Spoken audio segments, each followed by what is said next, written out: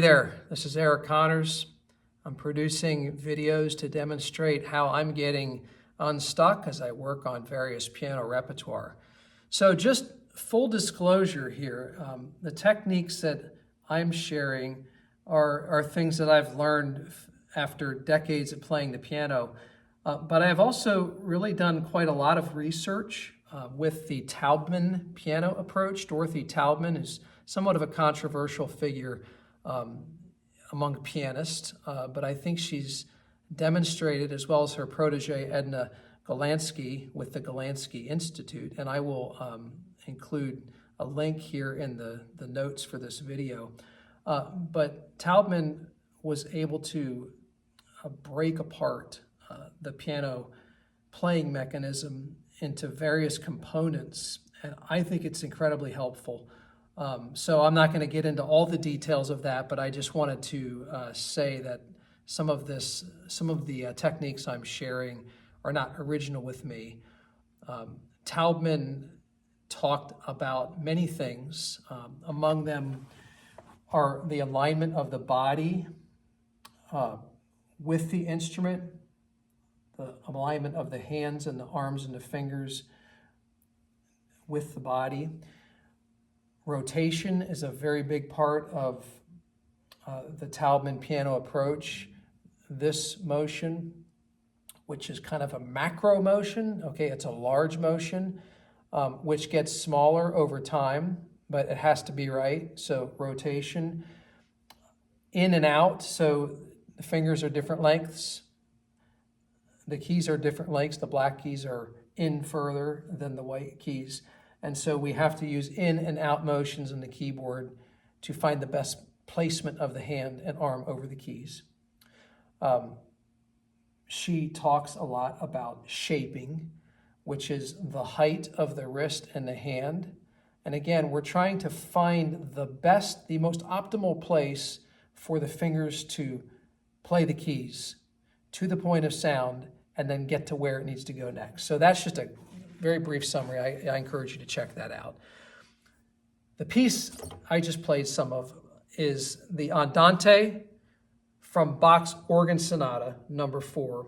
This is a piano transcription by August Stradal, and this piece is played famously by Vikingur Olafsson, and I'm not sure I'm pronouncing that right, but I will include a link to him performing this piece. So let me play for you a little bit of a second theme that comes up in this piece. I played for you the first theme, but the second theme is where at the end of the piece it gets difficult. And so let me just give you a sense of that, what it sounds like. Second theme is this.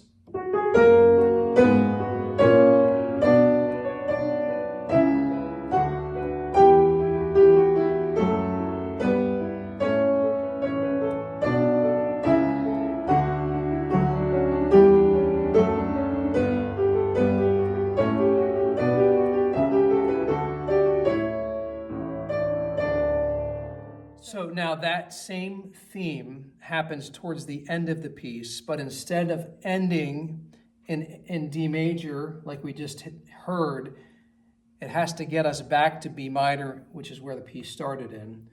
So the harmonies sound something like this.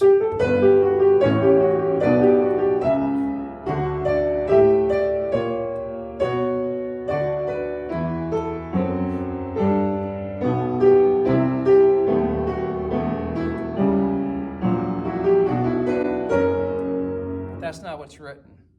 What's written is a ton of fast notes.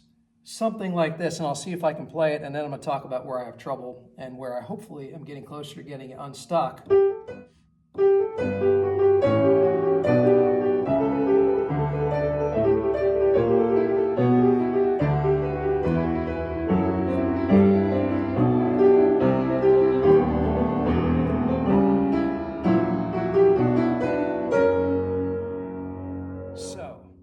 Talk about what's hard about that. So here's what's going on with this cadence, this sort of finale at the end of this piece. Everything is suddenly fast, and here's what's happening in the right hand. In the macro view, there's lots of rotation. You can see my arm rotating.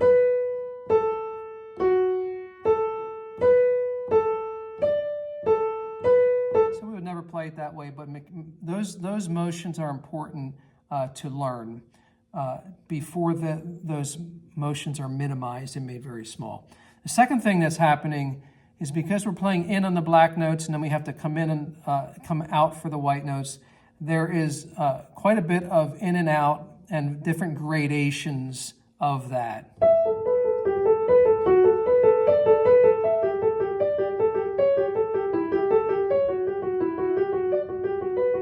Okay, so that's the second thing that is happening.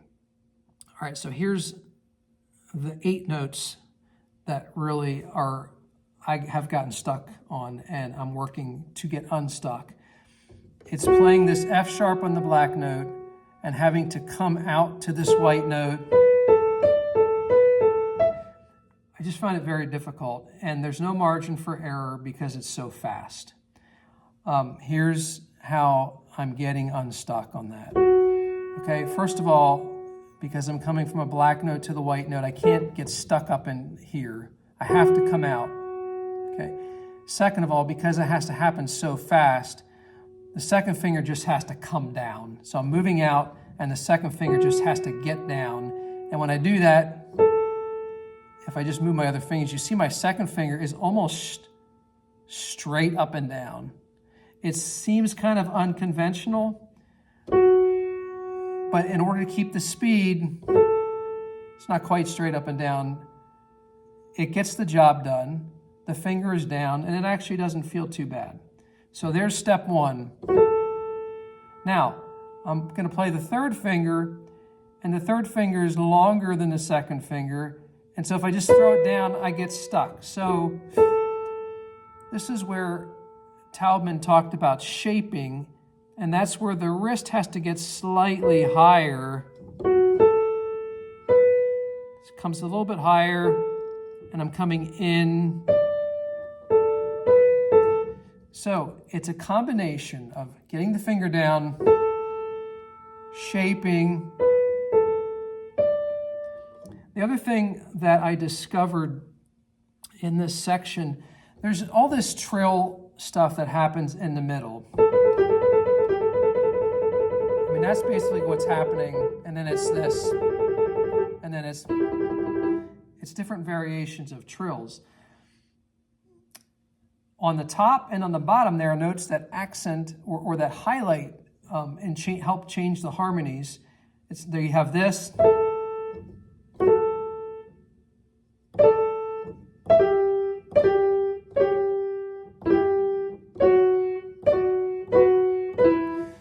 If I were to play those top notes and those bottom notes like this, whoops.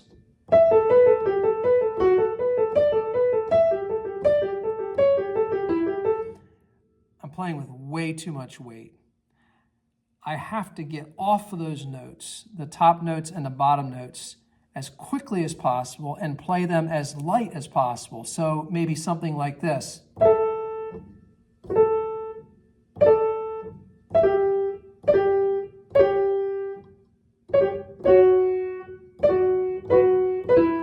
That's how fast they have to go.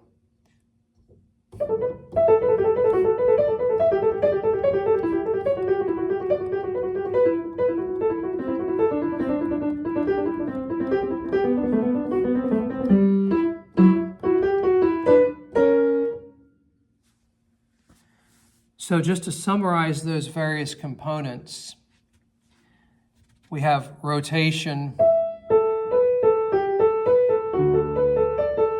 we have in and out, where the hand has to move in and out on the keyboard to accommodate the most efficient way, the most efficient place. In, out.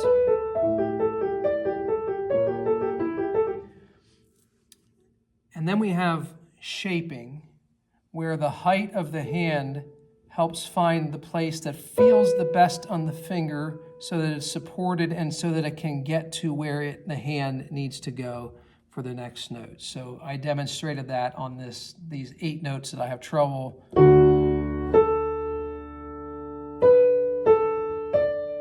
hand comes up. And then finally, letting go of the top and bottom notes as quickly as possible, throwing the hand down to the first note of the trill.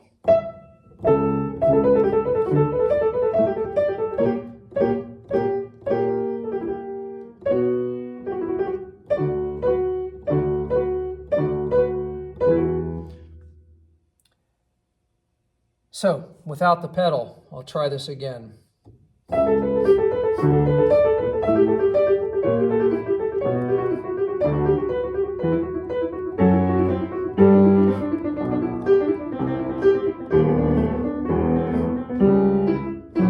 With the pedal.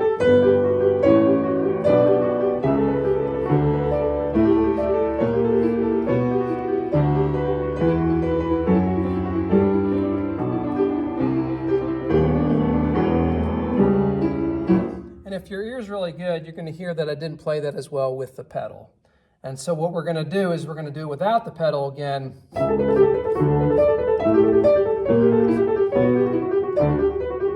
we're going to see if we can keep the same feel.